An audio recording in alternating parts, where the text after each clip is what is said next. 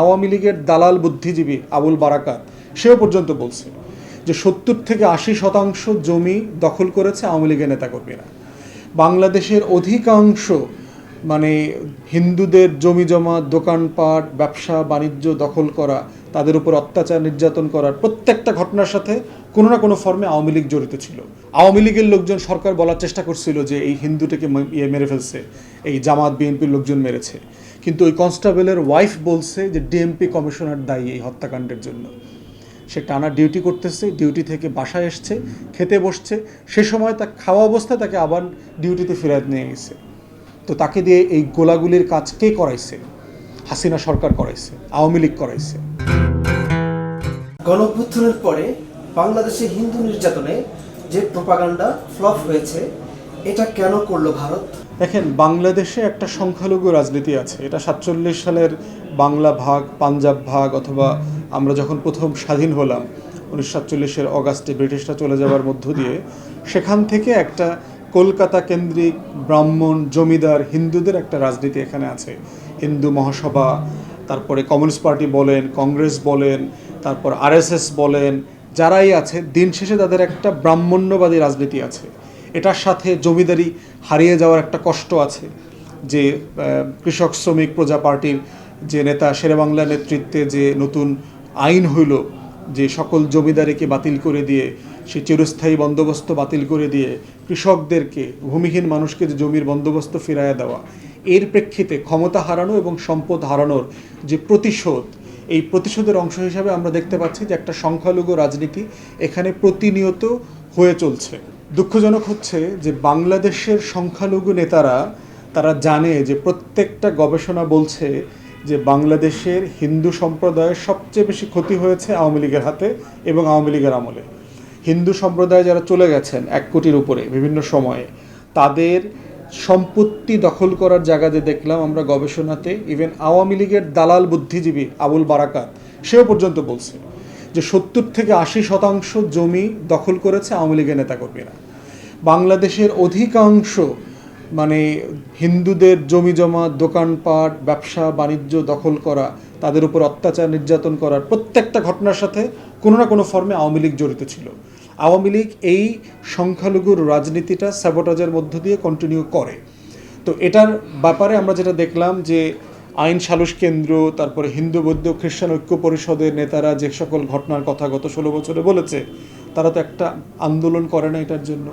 গণভবনের সামনে তারা তো একটা ব্যানার নিয়ে দাঁড়ায় নাই, তারা তো সংসদ ভবনের সামনে একটা ব্যানার নিয়ে দাঁড়ায় নাই, তারা তো ইয়ের সামনে প্রতিবাদ করে নাই, শাহবাগে গিয়ে সারা বাংলাদেশ থেকে হিন্দুদেরকে আইনা এটার জন্য মহাসমাবেশ করে নাই। তাহলে আওয়ামী লীগ চলে যাওয়ার পরে তারা হঠাৎ করে কেন বুঝলো তাদের অধিকার লঙ্ঘিত হয়েছে? এইটাকে আমরা বলছি মতলববাজি সংখ্যালঘুর রাজনীতি। এবং আমরা বরাবর বলেছি যে সংখ্যালঘু নিপীড়নের একটা জায়গা বাংলাদেশে আছে, কিন্তু সেই জায়গাটা শুধুমাত্র সংখ্যালঘু হওয়ার কারণে না। বাংলাদেশের অধিকাংশ মানুষ তো মুসলিম। বাংলাদেশের অধিকাংশ বিচার প্রার্থী উচ্চ আদালতে, নিম্ন আদালতে বিচার পায় না। বাংলাদেশের অধিকাংশ নাগরিক পুলিশ স্টেশনে গিয়ে বিচার পায় না। বাংলাদেশের অধিকাংশ নাগরিক ভূমি অফিসে গিয়ে বিচার পায় না। বাংলাদেশের অধিকাংশ নাগরিক স্বাস্থ্যসেবা পায় না হাসপাতালে। বাংলাদেশের অধিকাংশ নাগরিক শিক্ষার সুবিধা থেকে বঞ্চিত।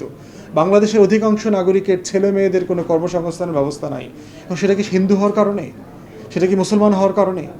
সেটা রাষ্ট্রের কারণে। কারণ রাষ্ট্র ভালো না, রাষ্ট্র সুশাসন দিতে পারছে না, রাষ্ট্র বেকারত্ব সমস্যার সমাধান করতে পারছে না। তো এই কারণে যে নিপীড়নগুলো হচ্ছে, মুসলমানের বাড়িঘর দখল হচ্ছে না। বেনজির আহমেদ কি শুধু হিন্দুর বাড়ি দখল করছে গোপালগঞ্জে? সে কক্সবাজারে বিভিন্ন জায়গায় মুসলমানদের বাড়িঘর দখল করে নাই। গাজীপুরে রিজর্ট করছে, মুসলমানদের বাড়িঘর দখল করে নাই। ওর কাছ থেকে, বসুন্ধরার কাছ থেকে যে ফ্ল্যাট নিল 4টা না 6টা, বসুন্ধরার মালিক তো হিন্দু না, তো ওর ফ্ল্যাট নিল কেন? তাহলে কি বসুন্ধরা নিপীড়িত কি কারণে? এখানে হচ্ছে ক্ষমতার জায়গাটা বুঝতে হবে, যে ক্ষমতার ভরকেন্দ্রটা কীভাবে ওয়ার্ক করে। তো সংখ্যালঘু সম্প্রদায়ের একটা জিনিস মাথায় রাখতে হবে, একটা নিপীড়নের জায়গা এখানে আছে, কিন্তু সেটা আপনারা যতটা বলছেন তার ধারে কাছেও এটা না। সেটা 1% হবে না। শুধুমাত্র হিন্দু হওয়ার কারণে বাংলাদেশে নিপীড়িত হয়েছে, নির্যাতিত হয়েছে, চাকুরি, শিক্ষা, ব্যবসা বাণিজ্য থেকে বঞ্চিত হয়েছে, সেটা হওয়ার কথা না। বাংলাদেশে আপনাদের মনে থাকার কথা, সরকারি চাকরিতে আব্দুল মোমেন যখন ছিল পররাষ্ট্রমন্ত্রী তথাকথিত, সে কিন্তু বলেছে প্রায় 29-30% সরকারি কর্মকর্তা হচ্ছে হিন্দু। তাহলে আপনার জনগোষ্ঠী 8%, সরকারি চাকরিতে আপনি 29% কীভাবে হন? আপনি তুলনা করেন তো ভারতের সংখ্যালঘুরা কেমন আছে। গত 10 বছরে মোদির শাসন আমলে গরুর গোশতের ব্যবসা করে, গরুর গোশত ফ্রিজে ছিল, এই অপরাধে কত শত মানুষকে, মুসলমানকে হত্যা করা হয়েছে। মণিপুরে গত 2 বছর থেকে খ্রিস্টান হওয়ার কারণে তাদের চার্চ বন্ধ করে দিয়েছে, বাড়িঘর থেকে বাইবেল যাদের পেয়েছে তাদেরকে হাত পাও কেটে দিচ্ছে, তাদেরকে জোর করে আবার হিন্দু বানাইছে। তো সেই যখন ভারতের অবস্থা, বাবরি মসজিদের কি অবস্থা করলো দেখেন। 500-600 বছরের পুরাতন আমলের একটা মসজিদ ভেঙে সেখানে মন্দির বানিয়েছে। বিভিন্ন রাষ্ট্রে দেখলাম 850 মুসলমানদের মসজিদ, মাদ্রাসা, তারপরে হচ্ছে এতিমখানা, কবরস্থান, সুফিদের যে মাজার, এগুলো ভেঙে দিয়েছে গত 10 বছরে। আপনাদের কয়টা ভাঙছে এখানে? তাহলে আপনারা কি ভারতের সংখ্যালঘুদের থেকে বাংলাদেশের সংখ্যালঘু হিসাবে খারাপ আছেন না ভালো আছেন? সরকারি চাকরিতে খবর নিয়ে দেখেন তো, ভারতের পার্লামেন্টে একটা মুসলিম এমপি ছিল কিনা গত 10 বছরে, এই নির্বাচনের আগের। মোদি একটা মুসলমান এমপি বানাইছে কিনা? তাহলে এই বাস্তবতায় দেখতে হবে যে আপনারা কোথায় আছেন। গুজরাটে মোদি যখন মুখ্যমন্ত্রী ছিল, 3 দিনের ব্যবধানে 2000 মুসলমানকে কষায়ের মতো কোপায় মেরে ফেলছে। আপনারা প্রতিবাদ করেছেন? তাহলে সংখ্যালঘু হিসাবে আপনার যে নিপীড়নের গল্প আপনি বলছেন, সেই গল্পটা সত্যতা কতটুকু? এই গল্পটা কি শুধু সংখ্যালঘু হওয়ার কারণে? সম্প্রতি এই জুলাই আগস্ট মিলে যে হিন্দুদের বাড়িঘর পোড়ায় দেওয়া হয়েছে, প্রত্যেকটা সাংবাদিক সেখানে গিয়ে গিয়ে খুঁজে বের করেছে তারা আওয়ামী লীগের রাজনীতি করে বলে তাদের বাড়িঘর পোড়ায় দিছে। তাদের তো হিন্দু হওয়ার কারণে বাড়িঘর পোড়ায় দেয়নি। বাড়িঘর তো স্বরাষ্ট্রমন্ত্রীর বাড়িও পোড়ায় দিচ্ছে, মাশরাফির বাড়িও তো পোড়ায় দিচ্ছে, ক্রিকেট স্টার মাশরাফি তো হিন্দু না। তাহলে আপনাদের বাড়িঘর পোড়ায় দেওয়ার আগ পর্যন্ত, আপনারা মারামারি খাওয়ার আগ পর্যন্ত আওয়ামী লীগ, মাইর খাওয়ার পরে সবাই হিন্দু হয়ে যান কেন? তাহলে বুঝতে হবে যে আপনাদের এই প্রোপাগান্ডা আপনাদের জন্য ক্ষতিকর হচ্ছে। দয়া করে আপনারা নিজেরা সম্প্রদায় হিসাবে প্রতিবাদ করেন। বাংলাদেশের সংবিধানে কোথায় কোথায় আপনার কি অধিকার আছে, কোথায় কোথায় লঙ্ঘিত হচ্ছে, সেটা নিয়ে প্রতিবাদ করেন। ওই প্রতিবাদে আমিও যাব আপনার পক্ষে কথা বলতে।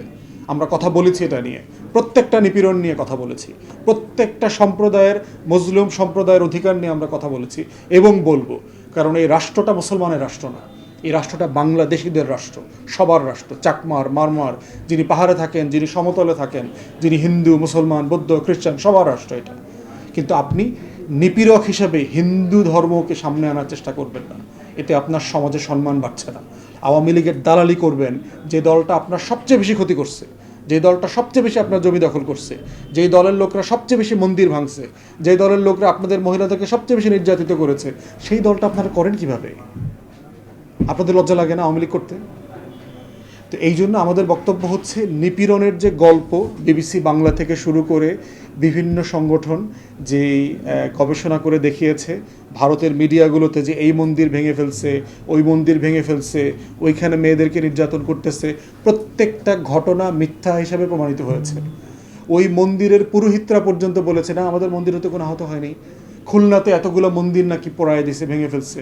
খুলনাতে হিন্দু বৌদ্ধ খ্রিস্টান ঐক্য পরিষদের নেতারা প্রেস কনফারেন্স করে বলছেন আমাদের এখানে কোনো মন্দির নষ্ট হয়নি।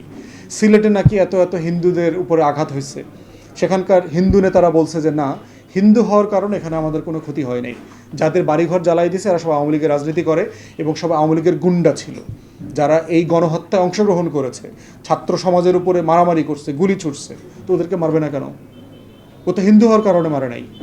ছাত্রলীগ আওয়ামী লীগের যে জনগণ পিটাইছে, ম্যাক্সিমাম তো মুসলমানকেই পিটাইছে। আওয়ামী লীগের যারা মারা গেছে এরা কারা? মুসলমানই তো মরছে বেশি। তো এই জন্য সংখ্যালঘুর রাজনীতিটা হচ্ছে বাংলাদেশে একটা মতলববাজি সাম্প্রদায়িক রাজনীতি। কিন্তু এর পাশাপাশি আমাদের ভুললে চলবে না যে জেনুইনলি নিপীড়নের শিকার আমাদের হিন্দু জনগোষ্ঠী হয়। তো এই কারণে যেটা হয়েছে যে আমাদের আলেম ওলামায়ে কেরামরা, আমাদের মসজিদ মাদ্রাসাগুলো খুব অসাধারণ সিদ্ধান্ত নিয়েছে। তারা দিন রাত রুটিন করে মাদ্রাসার ছেলেরা, টিচাররা সেখানে মন্দির পাহারা দিয়েছে, হিন্দুদের বাড়িঘর পাহারা দিয়েছে। এবং আমরা দেখলাম যে হিন্দু সম্প্রদায়ের নেতারা খুবই কৃতজ্ঞভাবে সেটা স্বীকার করেছেন এবং তারা সন্তুষ্ট চিত্তে বলেছেন যে কী কারণে এটা হয়েছে।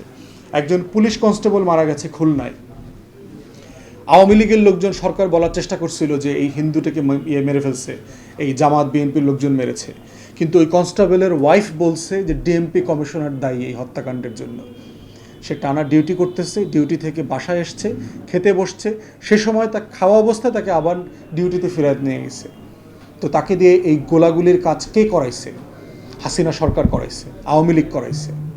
এই দায় বিএনপি জামাতের না, যারা প্রতিবাদ করেছে তাদের না, ছাত্র জনতার না। অতএব সংখ্যা লঘুর যে রাজনীতি আছে এবং এটা যে মতলববাজি আছে প্লাস জেনুইন নিপীড়ন আছে, এর প্রত্যেকটাকে সামনে রেখে আমাদের একটা ভারসাম্যমূলক অবস্থান, সেটা হচ্ছে আমাদের সংবিধান, নাগরিক অধিকার। আপনি যেখানে ক্ষুণ্ণ হবে সেখানে প্রতিবাদ করবেন, ভয়েস রেজ করবেন, আমরা আপনার পাশে থাকব। মতলববাজি করবেন, আমরা সমালোচনা করব। আওয়ামী লীগের দালালি করবেন, আমরা সমালোচনা করব। নির্বাচনের আগে আমার মনে আছে, সকল ডামি ইলেকশনের আগে হিন্দু বৌদ্ধ খ্রিস্টান ঐক্য পরিষদের নেতা রানা দাস গুপ্তকে জিজ্ঞেস করেছে, আপনি কি আশঙ্কা করছেন কিনা নির্বাচনকে ঘিরে সংখ্যালঘুদের উপর কোনো নিপীড়ন হবে কিনা? উনি পরিষ্কার উত্তর দিয়েছিলেন, যদি সরকার চায় নিপীড়ন হবে, আওয়ামী লীগ যদি না চায় দেশে কোথাও হিন্দু মন্দিরে আঘাত হবে না।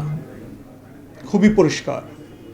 কারা করতেছে, কারা কোরআন রেখে নিমতলির মন্দিরে কোরআন রেখে আগুন জ্বালায়া দেয়, কুমিল্লার মন্দিরে কোরআন শরীফের উপরে এইটা পাওয়া গেছে সেটা পাওয়া গেছে, ব্রাহ্মণবাড়িয়াতে এই ঝামেলা হয়েছে, রামুতে বৌদ্ধবিহার ভেঙে দিছে, এর প্রত্যেকটা ঘটনার সাথে আওয়ামী লীগ সরকার গোয়েন্দা সংস্থা জড়িত, প্রত্যেকটা ঘটনার সাথে। এর সাথে লোকাল মুসলমানরা, সে বিএনপি হোক, সে জামাত হোক, সাধারণ মুসলমান হোক, কেউ এগুলোর সাথে ইনভলভ না। হিস্টোরিক্যালি এই মাটির বৈশিষ্ট্যের মধ্যে এটা নাই যে হিন্দুদের উপর আঘাত করা।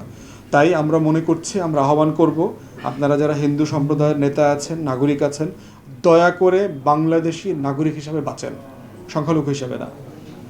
আমরা আপনাদেরকে নাগরিক হিসাবে দেখতে চাই। আর দয়া করে আওয়ামী লীগের দালালি বন্ধ করেন। যেখানে যেটা হয়েছে, কলকাতার চোখ দিয়ে, দিল্লির চোখ দিয়ে, মোদির, আরএসএসের, বিজেপির চোখ দিয়ে বাংলাদেশকে দেখবেন না। ওই বাংলাদেশ আপনার বাংলাদেশ হবে না। বাংলাদেশকে বাংলাদেশের চোখ দিয়ে দেখেন, এই 20 কোটি মানুষের চোখ দিয়ে দেখেন। তখন এই বাংলাদেশটাকে আপনারও মনে হবে। তখন আপনাকে এই বাংলাদেশে ভিনদেশি মনে হবে না, আপনার দেশ ছেড়ে চলে যেতে ইচ্ছা করবে না। এটাই আমরা কামনা করি।